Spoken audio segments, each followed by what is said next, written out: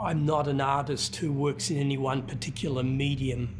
I mean, I've worked with surgical techniques.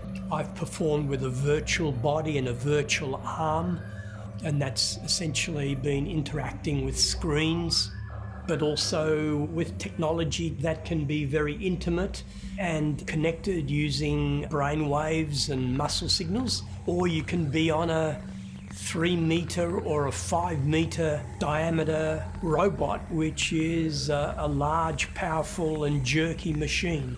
So it depends on the conceptual raison d'etre of what you're doing.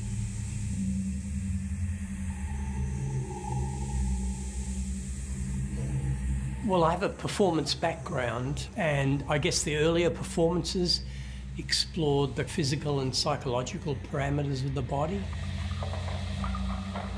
And then, having made 3 films of the inside of my body, having engineered a sculpture for the inside of my stomach, you begin to realise that the body is this open structure that you can probe, you can insert and implant things internally. So the body isn't this sort of bounded body of skin and muscle and bone. It's also a circulatory system, and it's also a structure of lots of empty spaces. As an artist, I'm not interested in speculating and sci-fi ideas, and what I'm interested in is actualizing the idea, personally experiencing it, and then have something meaningful to say about it. So yes, these performances begin as ideas, but then you're going to need the assistance of an engineer to fabricate something. You're going to need the assistance of someone who can do sophisticated programming. Then you have to be concerned with the ergonomics.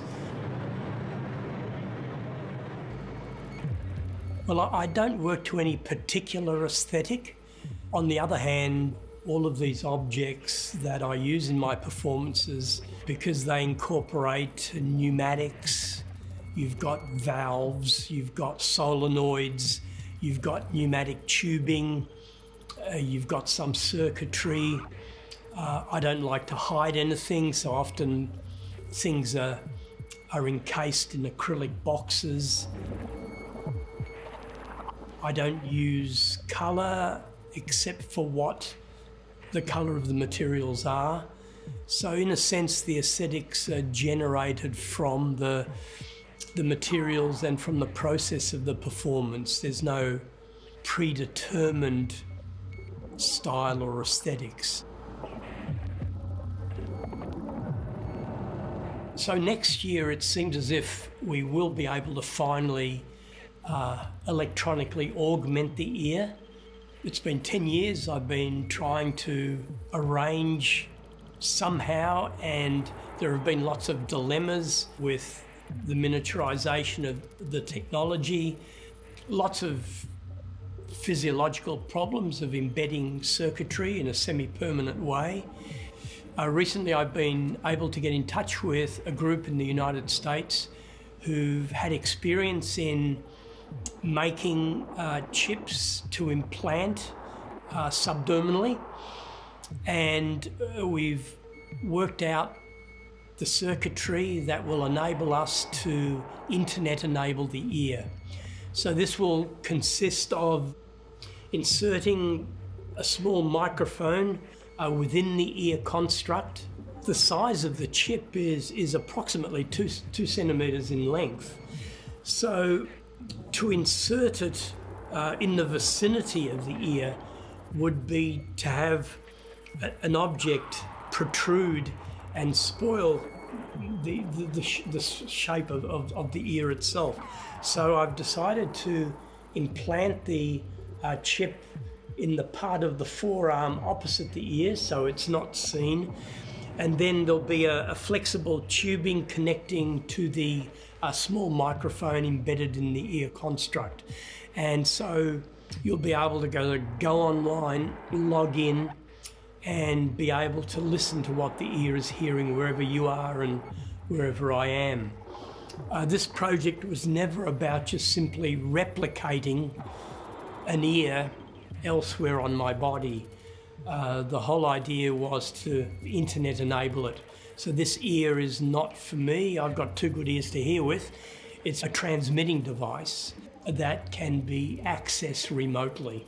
And with the inserted GPS, you'll be able to also locate where the ear is, hopefully still on my arm and still on this body.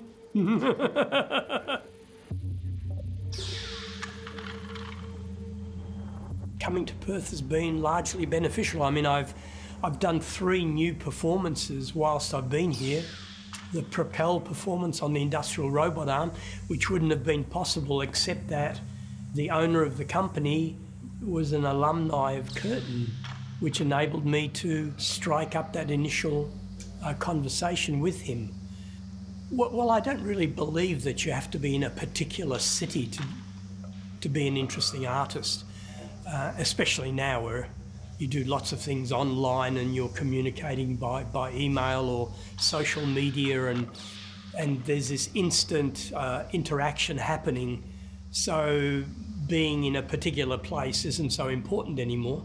Having said that, I think there's been advantages to having moved to Perth and living here these last 4 years, because I've serendipitously and fortuitously met people, Tim Jewell, an engineer, Rodney Parsons, also an engineer, Steve Berwick, a programmer, Stephen Aaron Hughes, a video production person, who are really experts in what they do and who've made some of these projects possible and made some of the documentation of them, of the high quality that they've turned out.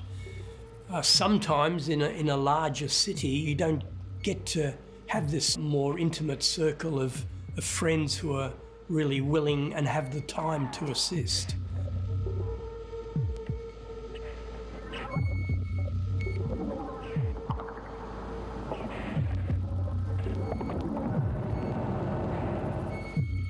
We're in a time of circulating flesh, of prosthetic flesh, of fractal flesh, of phantom flesh. We can, in fact, take the organ of one body and insert it into a living body. We can take the hand from a cadaver, stitch it to the arm of an amputee, and reanimate that hand. This is happening at the same time that we're cryogenically preserve bodies to reanimate them at some future moment in time. It's a time of humanoid robots where 32 micromotors embedded in the robot's soft skin can generate a set of behavioural facial gestures, facial expressions, and real-time lip syncing to enable a robot to generate empathy in a human who's interacting with it. So what generates this sense of aliveness? What minimal vocabulary of behaviour will simulate that sense of being alive? And perhaps that's adequate. You know, if a robot can do it, perhaps we have to attribute an aliveness to a robot, at least as an operational aliveness. So you can make the distinction between biologically being alive and robotically and operationally having an aliveness. Recently, an artificial heart was embedded into the chest of a patient. This heart was a turbine heart, in fact a twin turbine heart, and this heart was much more robust and much smaller than any previous artificial heart. Instead of this artificial heart circulating your blood through pulsing, the twin turbine heart circulates the blood continuously. So in the near future, you might rest your head on your loved one's chest. She's breathing, she's speaking, She's certainly alive, but she has no heartbeat.